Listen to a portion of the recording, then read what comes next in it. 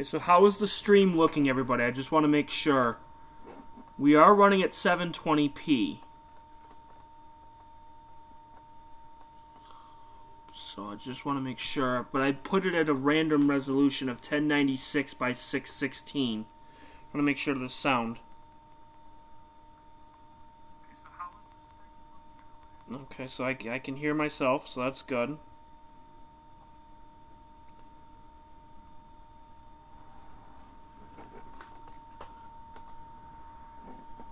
My question is can I be able to play music? Let me see.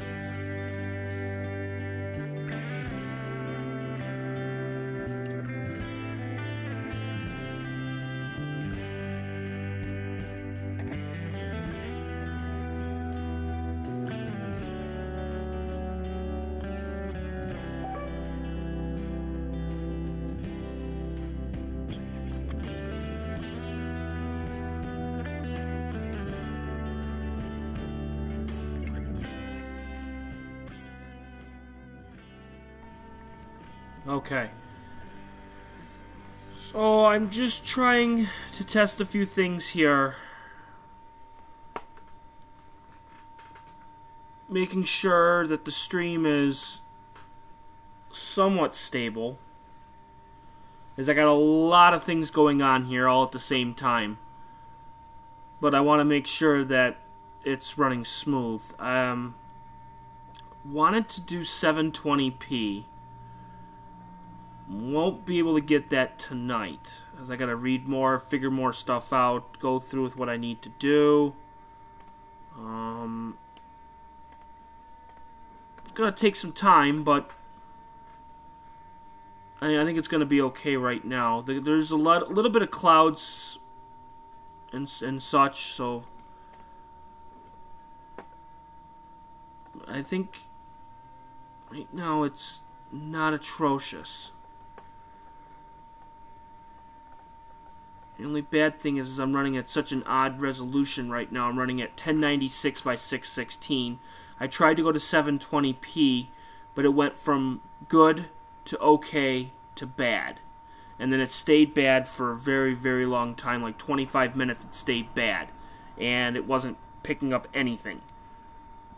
Lowered it down to 1096 by 616 because that was what was on OBS. And now I've been getting okay for about 26 minutes. They haven't gotten bad. They haven't gotten good either. So I don't know if I should bump up the resolution or what. But right now it seems to be okay. It's not great. It's not 1080p or anything. Still got a little bit more to go. There's clouds and everything, so I'm not worried about this. It's not a matter of just getting stars and not a matter of getting anything. It's guiding is going to be horrid anyways, as you could tell just by looking at it. The star is just, it's like bouncing, but it's just a matter of just trying to figure this out. And so far so good. I mean, I can't really complain too much. As I will get this stuff all figured out. As you can just tell just by looking at that, there's so many clouds. You can barely even see the picture on the Canon.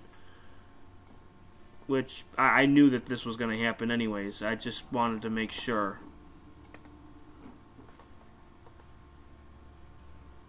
You can try...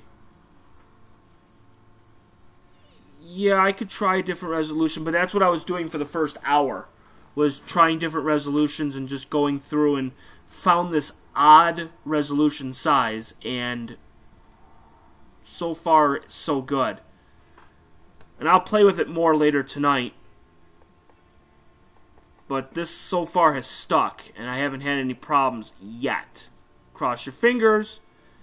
Haven't had too much of a problem yet.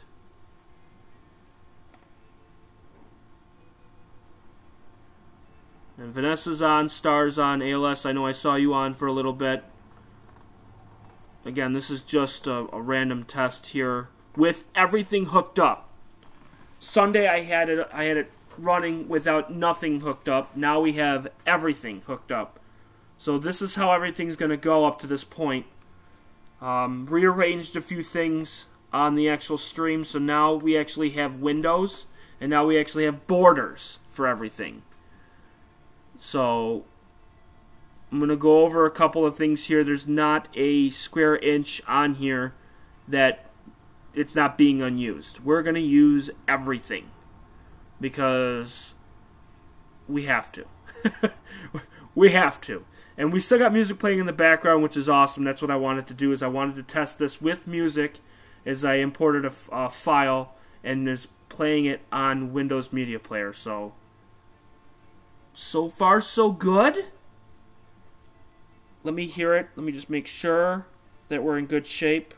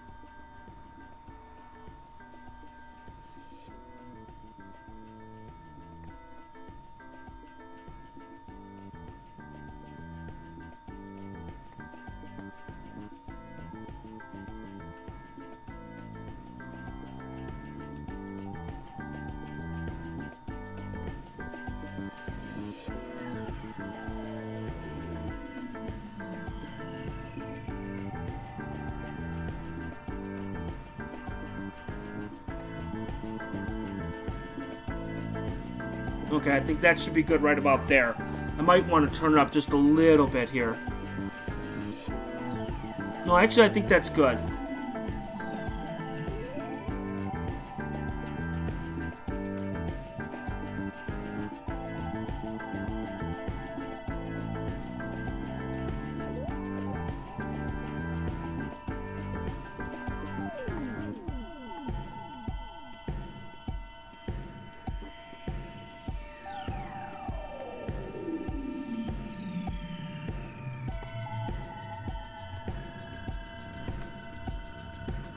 Alright, that should be perfect. As I'm saving everything here for settings and profiles and everything so I don't have to do this all over again. But I think we're good, and I'm loving the borders too. I used Photoshop to get all the borders, and yes, this is a live sub count right now, so as people are subbing and people are unsubbing and whatever, it will actually update in real time, which is great. So, I'm pretty excited about that.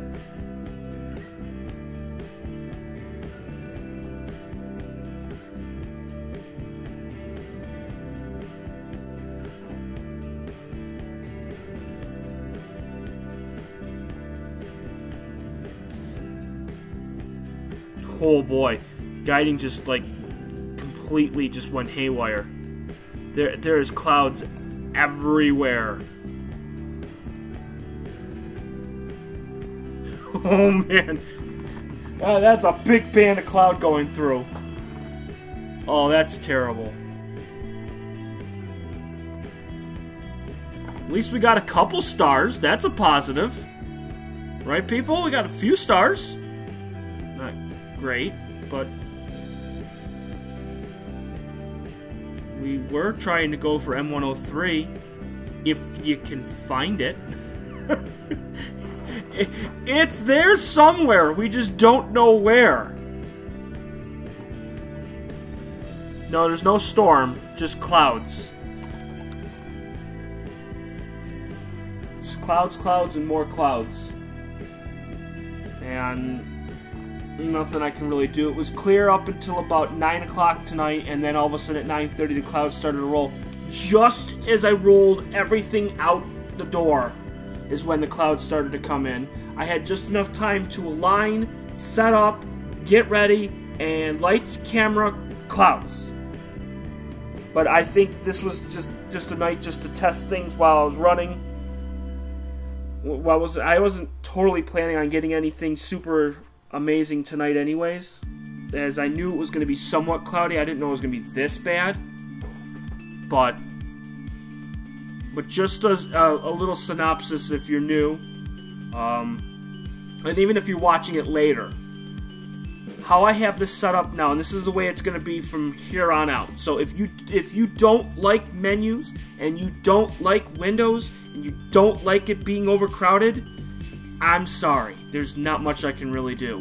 This is how I'm going to do things from now on. I have this one. I'm going to be working on the moon one in a little bit. When the moon is full, which was yesterday, I'm going to have this one as my long exposure. So that's what this one's going to be. And then I have one for the moon, which I will maneuver some things around, make things smaller, put things in windows, and make it look nice and pretty. Right now, the moon one is a complete, total disaster. I'm working on it, but I should get that one set sometime the next day or so. It's supposed to be clear tomorrow, so be on the lookout. I may do the moon tomorrow. I don't know. We'll see.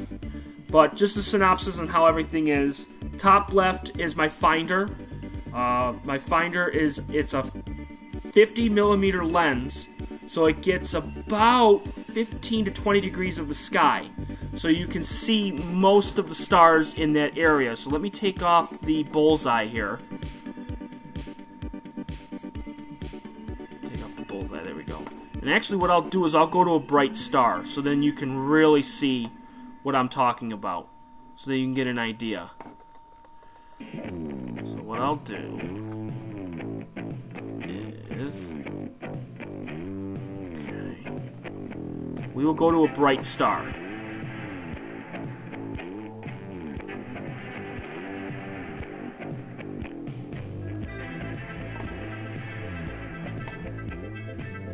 Okay.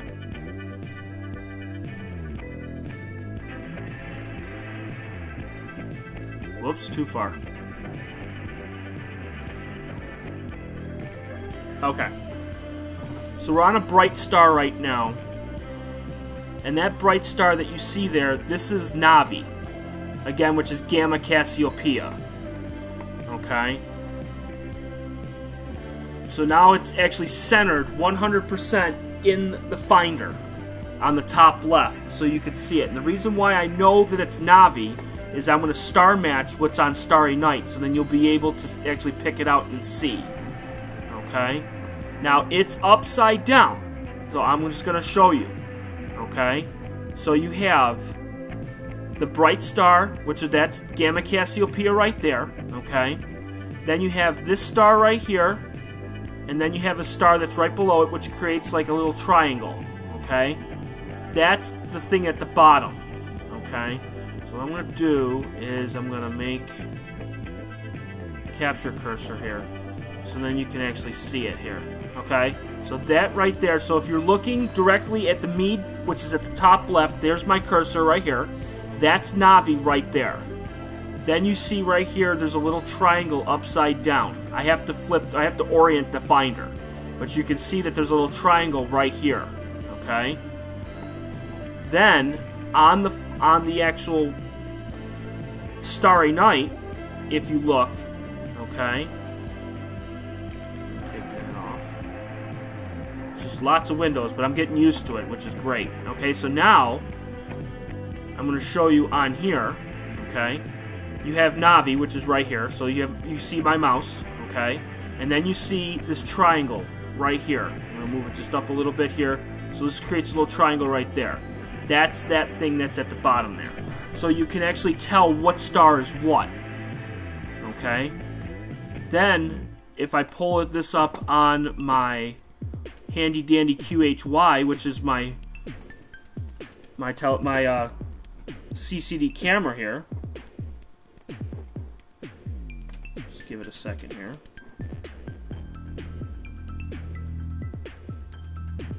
Am I doing live stacking with the subs? No. There is way too many clouds tonight. I would love to. I would absolutely love to do them, but unfortunately, James, it's not a good night for astrophotography. It's just going to be just good enough that I can get out here to actually physically do some stuff, but not a lot. So what I'm going to do is going to force stop this, because we were in the midst of taking one image. This is going to be a really, really interesting image. It might beep, so just beware. It might beep. Because it's the weird thing. So I apologize if I scared anybody. I don't know, it probably did beep. Okay, so now I'm back to preview on the bottom right.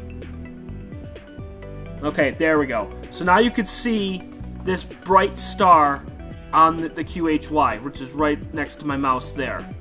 That's Gamma Cassiopeia. So if I were to take a short exposure on the Canon, you should be able to see Gamma Cassiopeia on there too. I gotta focus the Canon camera. I haven't had a chance to do that yet, but it would be on there. And then actually, with the guider, I should be able to see Gamma Cassiopeia on there. Yes.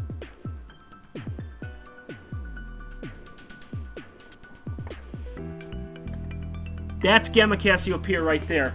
That's on the guider.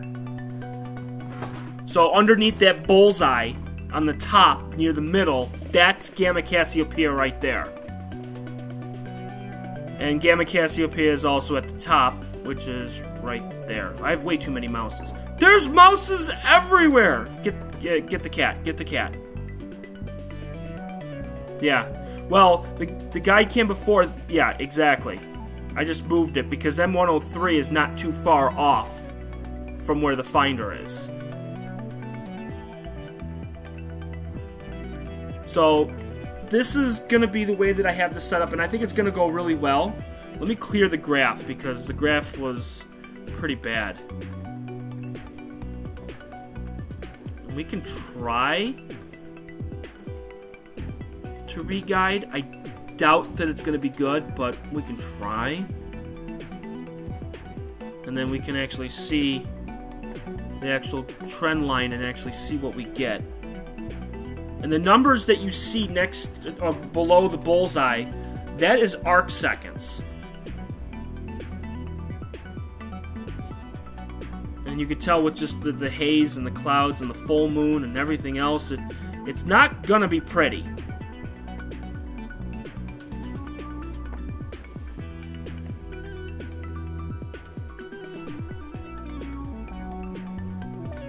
Because usually I can get guiding to be about 0.3, 0.4. But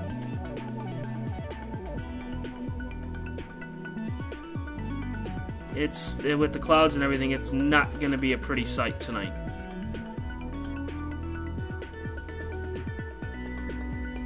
Yeah, there's more clouds coming through.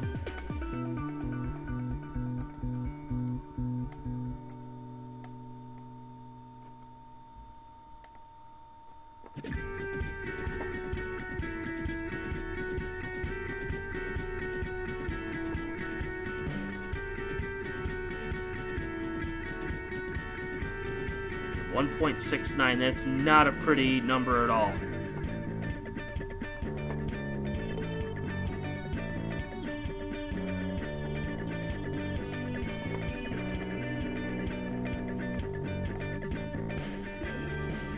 Let's see if I can.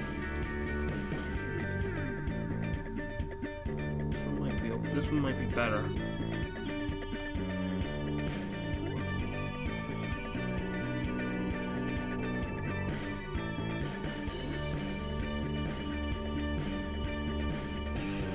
It does look like it's trying to clear up just a little bit.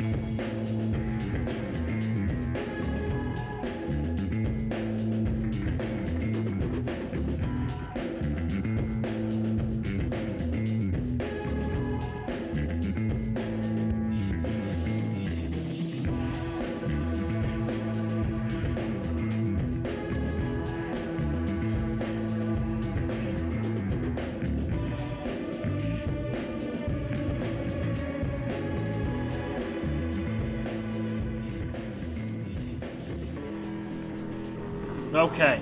Alright. I just turned the music down a little bit. That's okay. Welcome to everybody who just joined us within the last half an hour. Aaron, welcome. Chris Astro, welcome to you too. I know Vanessa's still on. James, you're still on. And Star, you're still on, so that's great. I just wanted to just hop on here.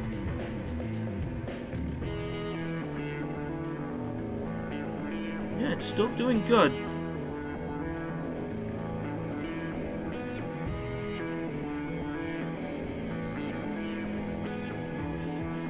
So, going after the wonderful owl cluster, and I did put that up there as NGC 457, as I got them on both cameras, so you could tell the difference between what is a decent camera and decent setup compared to an amazing setup and amazing camera. So that's the difference, especially with the clouds and the haze coming through. Not much I can really do. It's a little darker here. Color. You can definitely tell that the color pops on this too, which is great.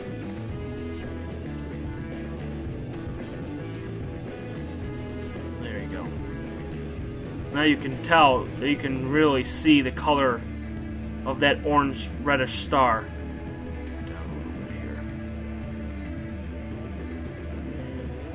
There. And yeah, I know I have to orient both of them. I oriented both of them at the same time. They're both looking good, except they're not matching what Starry Night has, which is poopy. Let's see if I can zoom this in.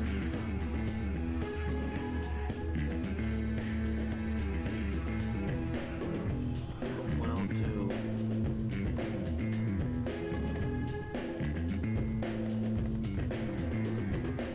There. So you can get an idea of where it is in the sky, and you could star match if you really wanted to and really see that you can get it actually the detail. And I'm taking a really short exposure, you know, just less than 2 minutes. You don't really need to go too long with a star cluster. You don't need to go nuts and then flip out and go like 10, 15, 20 minutes, especially with the haze and the clouds coming through and everything. You don't need to go too long.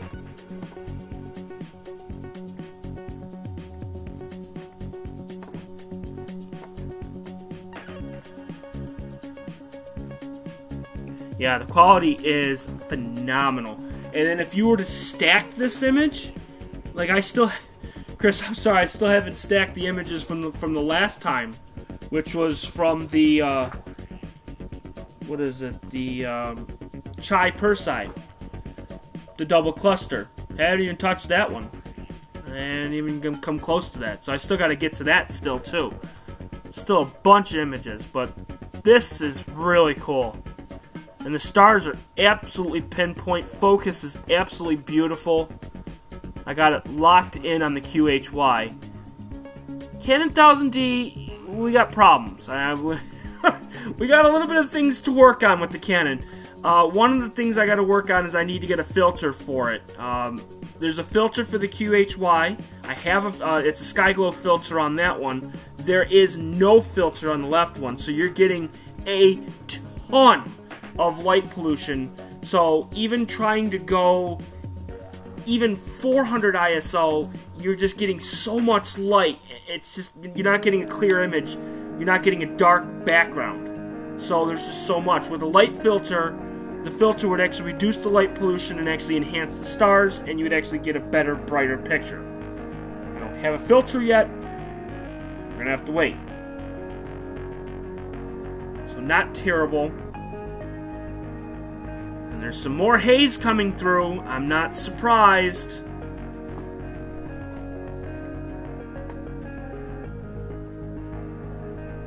Yeah, it can be time consuming, especially when you got 6 million things then going on all at the same time.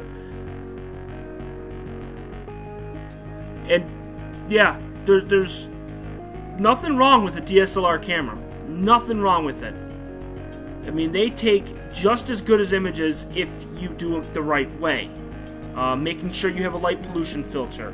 If you somehow get it modified, there's certain things that you can do. You can take it to get it professionally modified. And getting it modified is you're actually taking the actual filter plate in front of the sensor off and putting a clear glass filter in front of it to take place of it. And what that does is it enhances the hydrogen emission gases out in space, and you'll be able to get it. That's what this camera is on the left-hand side, is that it actually will be able to take images in hydrogen alpha. I just need to get a filter to compensate the light pollution. Eventually I'll get to it. I just, one thing at a time, but so far we're doing great. And if whoever is on the stream, make sure, if you haven't subscribed already to this channel, make sure you do, and make sure you're hitting that notification button, because you never know when I'm going to go live. With the weather, I can't guarantee when things are going to happen. Oh, you want to know what? I'm going to turn off all the lights. That could be another reason why. I love how I go an hour and a half into the stream and completely forget that the lights are outside.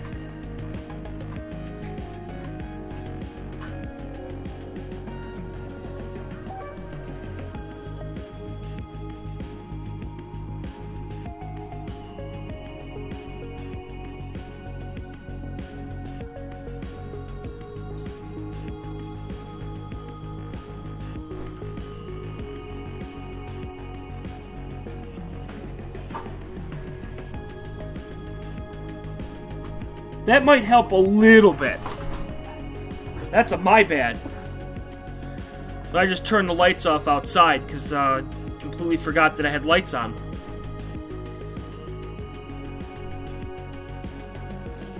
Lots of time to capture, not a lot of time to process. But you want to know what, James? I'll tell you this. That's what winter's for.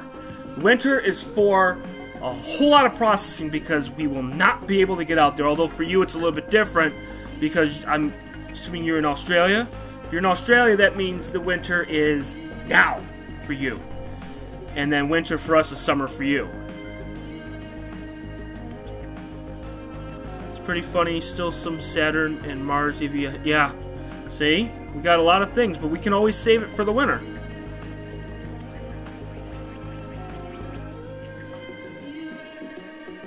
The Sky Glow filter. I have the Orion Sky Glow filter. Somebody told me, and I don't know. I have yet to look it up. But somebody told me at one of the Astro Clubs, one of the Astro Club that I'm in, that there's a tri filter. I don't know if I have it saved in my phone. Let me see. I might still have it saved in my phone.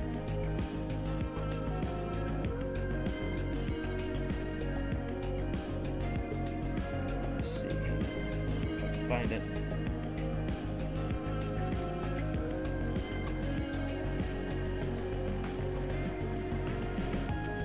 It's called a tri-filter opt designed. Let me see if I can find it. And apparently it's extremely expensive, like $800. I want to look it up right now.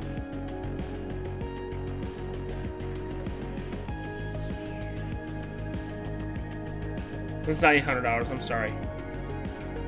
No, that was my bad. Take that back. Not $800. Sorry. No. Okay, here it is. It's the OPT Triad, so Triad, tri-band narrowband filter. It's $375. And apparently you can use this, and this would take place of a whole lot of filters that you would use. That's for the 1/4 inch. How much is it for the 2-inch filter? Oh, I was right. It is 800. Okay. That's right. It's 800.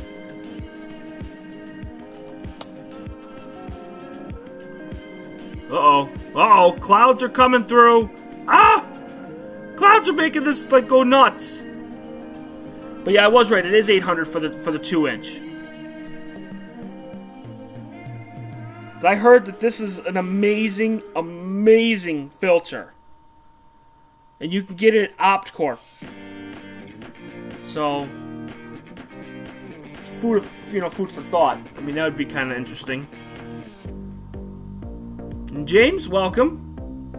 You want to know what we're looking at? Well, right now, the top left, we're looking at clouds. We are looking at clouds coming through. Again, I'm not surprised. And it's messing up guiding, as you could tell, because the arc seconds are way over an arc second, which is not good, which is affecting the image. Again, not good. But what can you do? We're having fun, though. We are having fun regardless.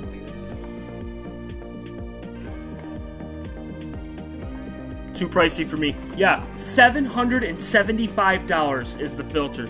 But here's the thing, though, James, and I was thinking of James Dugan. What you could do, and it's really not that pricey if you really think about it, because if you have so many filters, because from what I heard is it takes place of the hydrogen alpha, oxygen 3, hydrogen beta, and then sulfur. It takes place of those filters, and if you add them all up together, it is about that same price. Because if you have a filter wheel, I mean, I have an Orion Skyglow and I have a hydrogen alpha filter, and apparently this takes place of all of them because it's a tri-band filter. Shoot in any light polluted area. H beta, O3, and H alpha band passes. Works with any color camera including DSLRs. I mean, it's interesting. I mean, if you have 3 filters, and each filter's like between $80 to $100, say 80 to be on the low side. 80 times 3 is, you know, 240.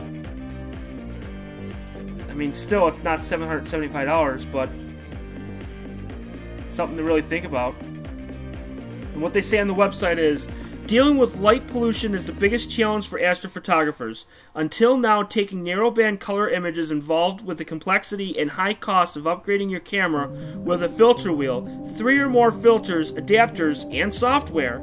Now there is more of an affordable way, of all new option that delivers dramatic detail images in even bright settings. Triad is a revolutionary multi-band filter technology that passes only H-alpha, H-beta, and oxygen-3 emissions, enabling any color camera to now capture RGB narrowband images. It's an affordable single filter. I love how they say affordable. Really affordable. Single filter option guaranteed to dramatically reduce light pollution and increase your signal even in bright urban areas and moonlight settings. Engineered specifically for use with DSLR, CMOS, and CCD color cameras, Triad features advanced multi-coatings and extreme tolerance glass, making it the most consistent and accurate light pollution suppression filter, 100% American-made. It's interesting. Very, very interesting. It's expensive. It will not be this year, but I may invest in it. It's very possible. And yes, Batter is extremely good for Jupiter. Really, really good. Those Batter filters are amazing for planetary. They're really good for Saturn too.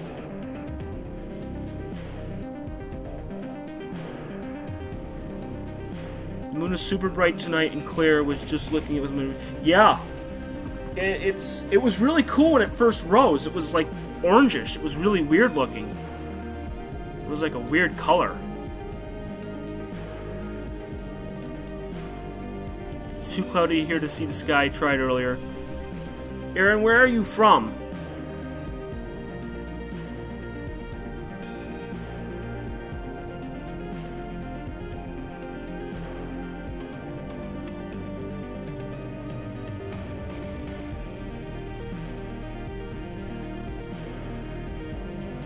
Clear here in Kentucky.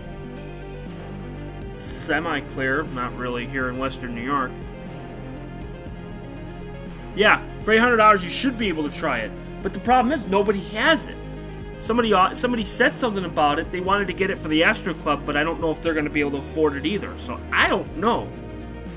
But it's very interesting. Melbourne, Florida. Well, the weather's bad there.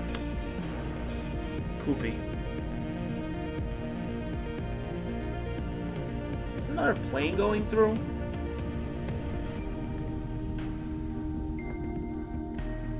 It's a lot of clouds coming through now. Oh man, it's like solid white.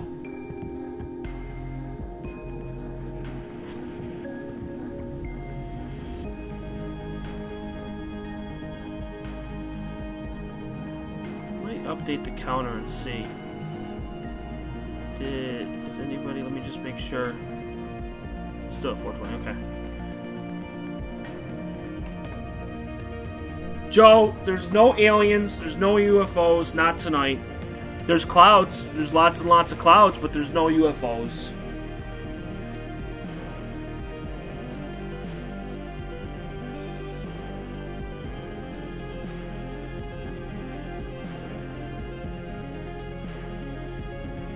Maybe balloons, yeah, maybe.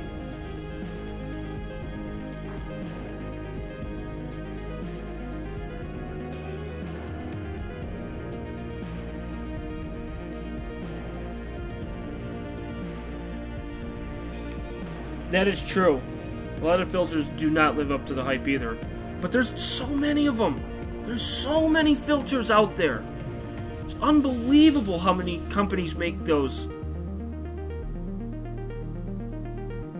Pokemon Go. I'm going to get either a cheap telescope or a Nikon P900. What do you think is the best all around? It got around 600 hours. Well, either a cheap telescope or the Nikon P900. That's the hardest part in astronomy, is that either you get one or the other. That's the hardest part. You really don't want to go with a cheap telescope. That's the problem. Because if you go with a cheap telescope, I don't care how good of a camera you have.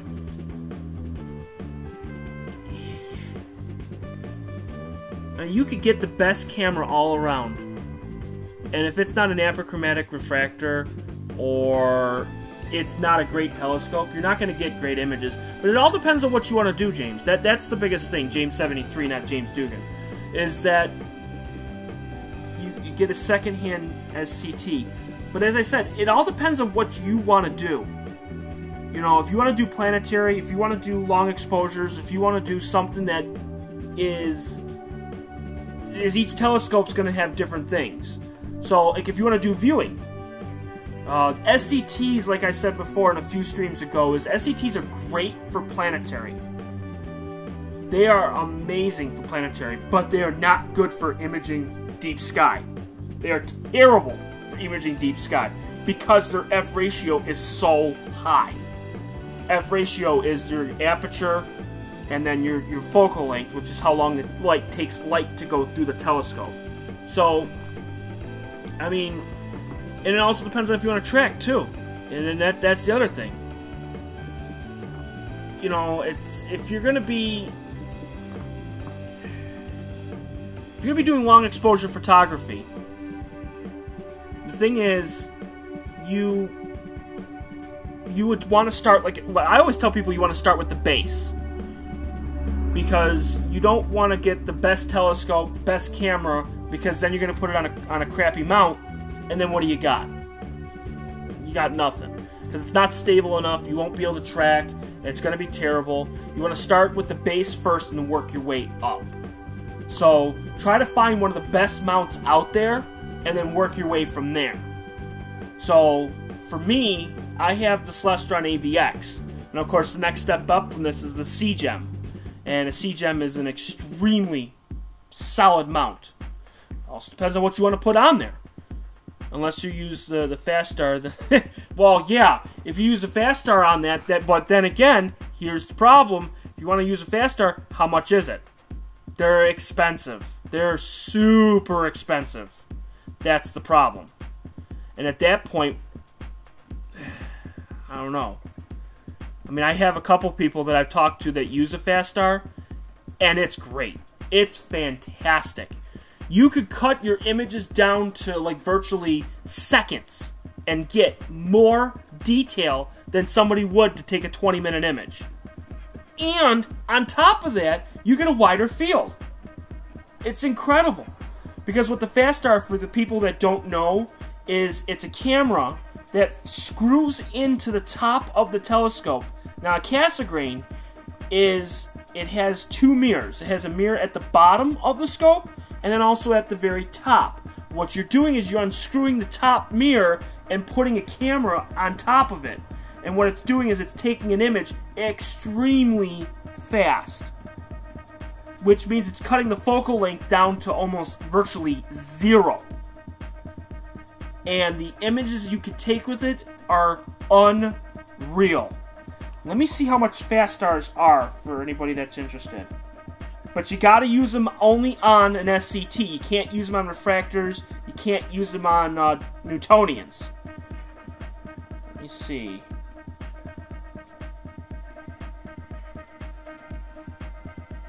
The only reason I know this stuff is because I'm used to talking to people about this stuff, and I've actually got the chance to use this, which is really interesting. Let me check to see how much FastStars are. I don't know if they've actually went down in price. I doubt it.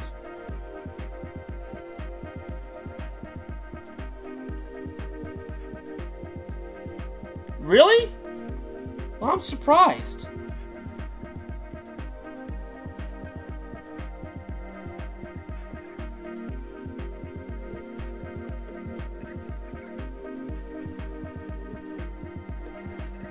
Well, Hyperstar is the other one, too.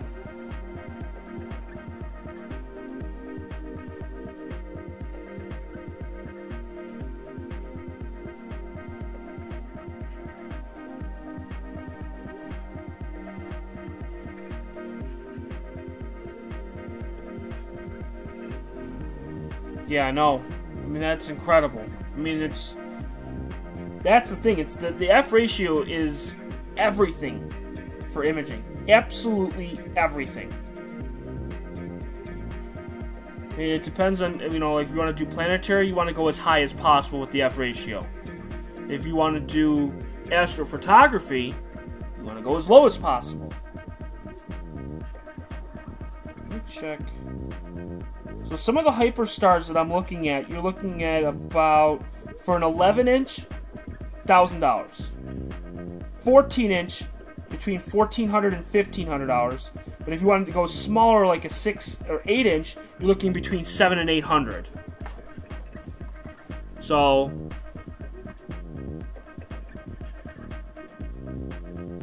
yeah, well, you just want to see. Okay, I mean, if you want to see stars, clusters, and planets, then the best way that you want to do it. I'm sorry that I went off a little off topic, and I apologize. But it's interesting. And ALS, I see that you're back. This beats a FastStar 11-inch row Ackerman Schmidt astrograph. Well, yeah. I mean, an astrograph.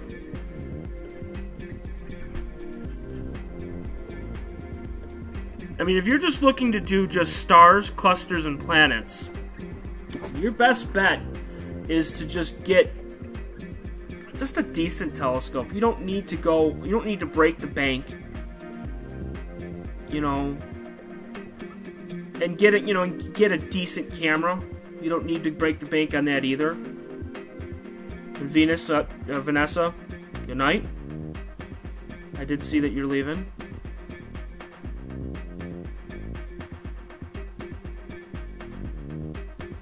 $600. It's not bad for an 8-inch. It's not bad at all. Yeah, the Hyperstar, right. Because I have a focal reducer on my refractor. It's a 0.8 focal reducer. And by the way, the stars look like crap. The cloud, I've pretty much given up on imaging. It's still taking images, but it's clouds are pretty much gone. But like I said, with the focal reducer that I have, it's also a field flattener, which is great too. And it's a 0.8, so instead of mine being a 6.8 F ratio, it's a 6. Not the greatest, but it's not bad. New 6-inch SCT, $600. That's not bad. Is it just the OTA though? That's the thing. If it's just the OTA, you might be able to get away with having, you know, the computerized one. Celestron used to own Hyperstar but sold it. Well, that's terrible.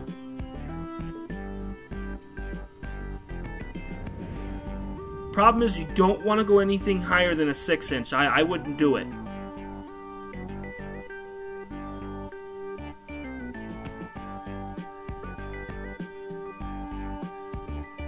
Just the scope. The problem you're going to run into is that if you're going to be doing a 6-inch, you got to think of weight. You got to think of payload on the mount. And if you're going to, I don't know what kind of mounts you have. You got to think that if you're going to be using a 6-inch, I'm trying to remember the OTA, the mount, the weight of it. I think it's 20 pounds. It might be 15. I can't remember. But it is a start, and it's not bad. You know, the SCTs are really good for planetary. They're really good for just the star clusters. They're good for brighter objects, very, very bright objects. The only thing is that if you get that on an LTAS mount, because that's where they come with, is on the SCT 6-inch, is they have an LTAS computerized mount, is that it's not equatorial. You could technically put that 6-inch and put it on an equatorial mount. It's possible. You could do that, and then you'd be able to track the stars. And then you have options with that. You could do a computerized, or you can do just a regular equatorial mount, and you could do it yourself. So there's options. It's a great hobby to get into, but like a lot of people have said, Chris, you've said it a few times, ALS, I know you said it a few times, it's an extremely expensive hobby. Very expensive. But you have to be smart with your money. You have to know when the right time is to buy, when the right time is to sell. You start slow, you start small, you work your way up. It's not going to be easy to go up and just spend $1,500 today and say, look, I'm going to get this, this, this, this, and this, and let's go. You work your way up. It took me 6 years. It took ALS, I'm going to say 30, 35 years. It takes time.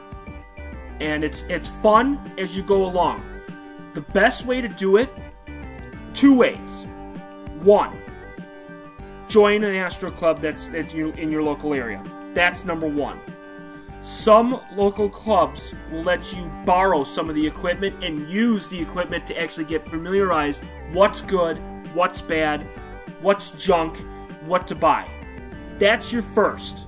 Second is to try to get lower things and then work your way up. Ask questions. That's the biggest thing. Ask questions to as many people as possible to try to see what's good and what's bad. Cloudy Nights is a great website to go on. It's cloudynights.com, and you can go and they have forums, they have reviews, and they have a classified section where you can actually see used items. And people are always looking to go the extra step up.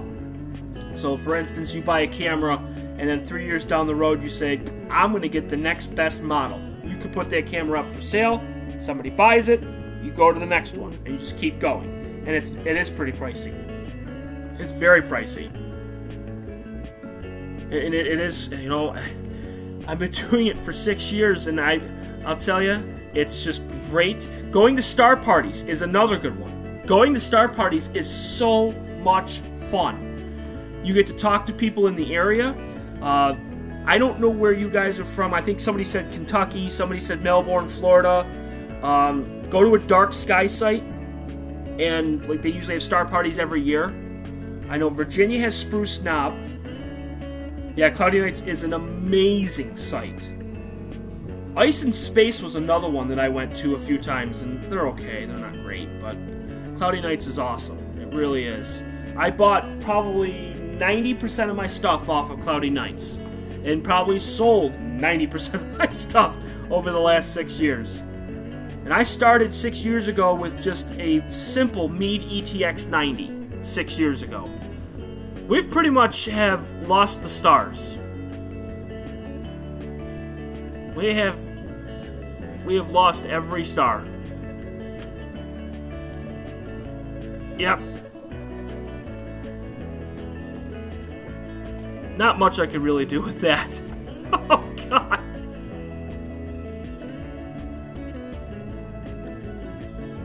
Let me go outside. Let me go check to see how bad the clouds are. Let me just go out and check. I bet you they're terrible.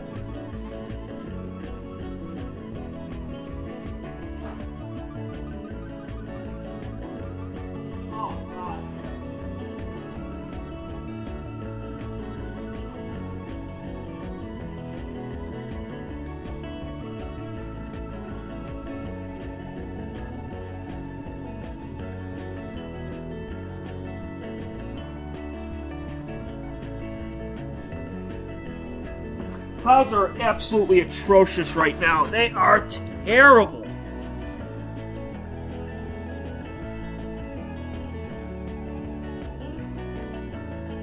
James, if you have any questions or anything, please let me know. You can message me, you can go on my website, you can go on Facebook. Don't be afraid. Make sure you subscribe to my channel. Make sure you stay in touch with me, and I will try to help you in every way I possibly can. Just let me know, and I will do everything I can to help you and get you through. It took me years to get a CGEM. Yeah, well, I haven't gotten to that yet. I'm on going on year 7, and I don't have a CGEM yet. I got the AVX 2 years ago. Had the CG5 for 2 years, and had the CG4 for 2 years. So I'm on that 2-year plan of every 2 years I get a new mount. I really like the AVX. I can't go wrong with the AVX. I mean, I take some amazing images with the AVX. What I'm going to probably do is I want to move the mount to the moon. Because this is pretty bad. Pretty bad. I'm going to stop it here. Stop that. And then I'm going to abort that.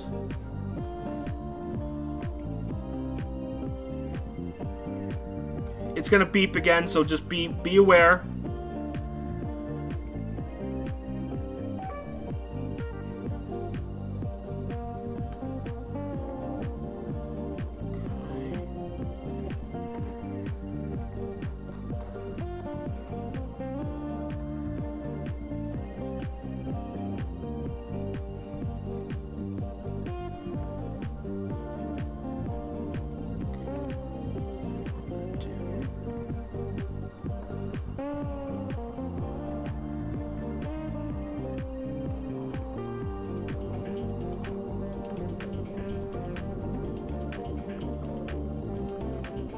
Lower the exposure down on the finder.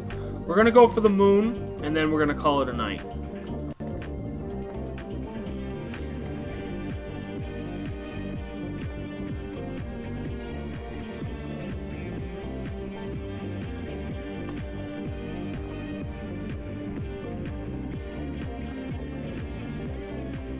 want to make sure no cords get caught here before I do this.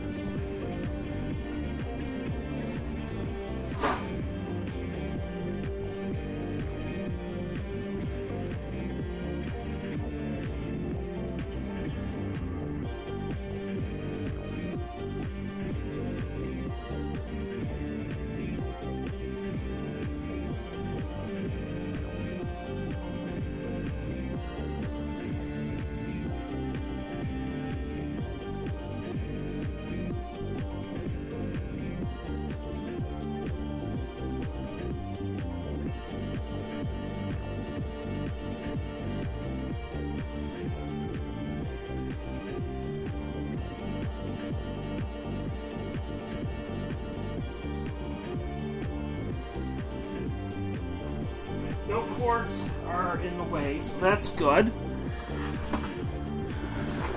Now let's see if we can move this thing. Hopefully, it should be in good shape.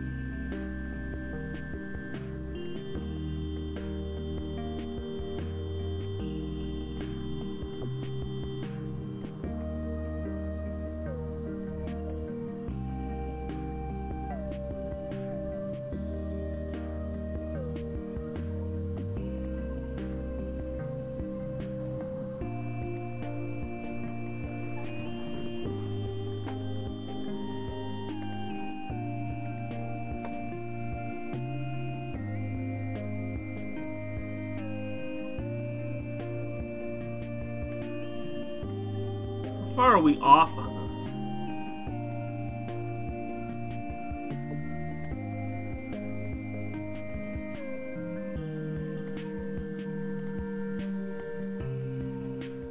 Can't be that far off, can we?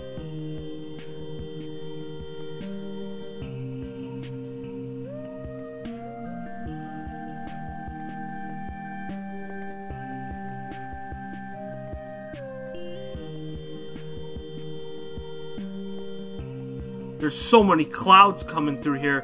It's kind of hard to tell. Kind of hard to tell where the moon is. I was thinking about getting an AVX mount. Be right back. When I started the astrophotography, I was lunar and planetary focus. Over the years, I've been wanting to get in the deep sky. Yeah.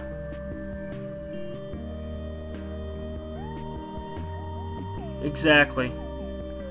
It's a touch and feel. And the hardest part about this hobby, like you guys have said, is that if there's something that you want, you can't test it. So you have no idea if it's going to be good enough for you guys or not.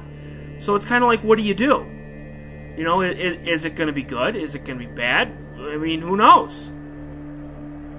That's the hardest part.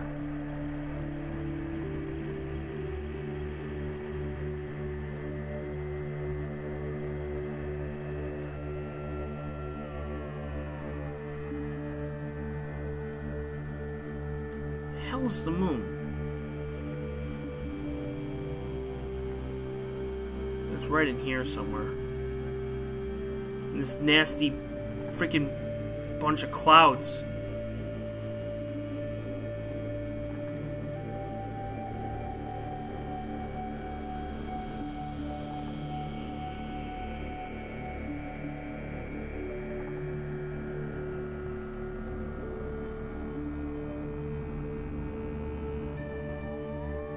It's in this bunch of clouds somewhere. Guy. Oh yeah. Oh shoot.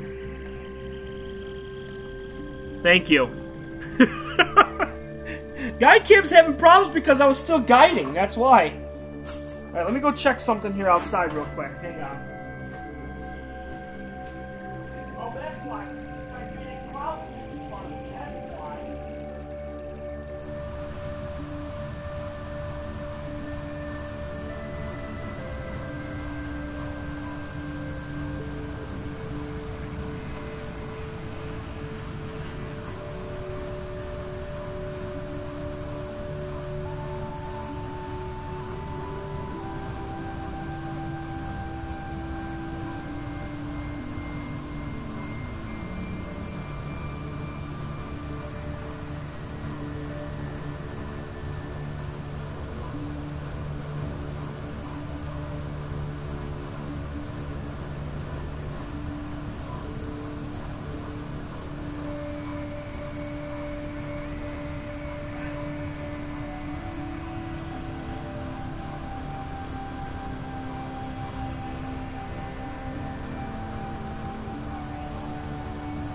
why.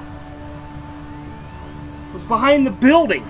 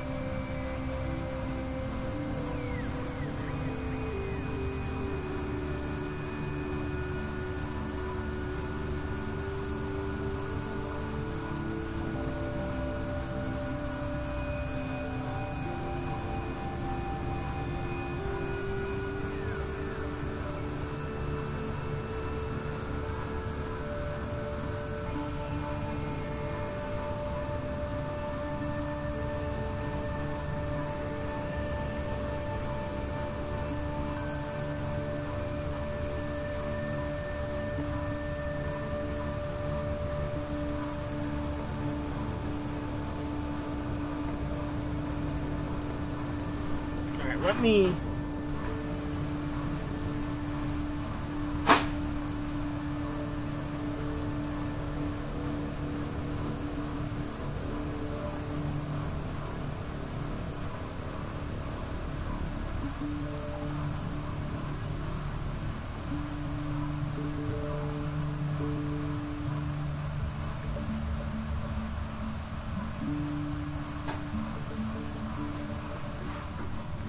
Let me try that and see.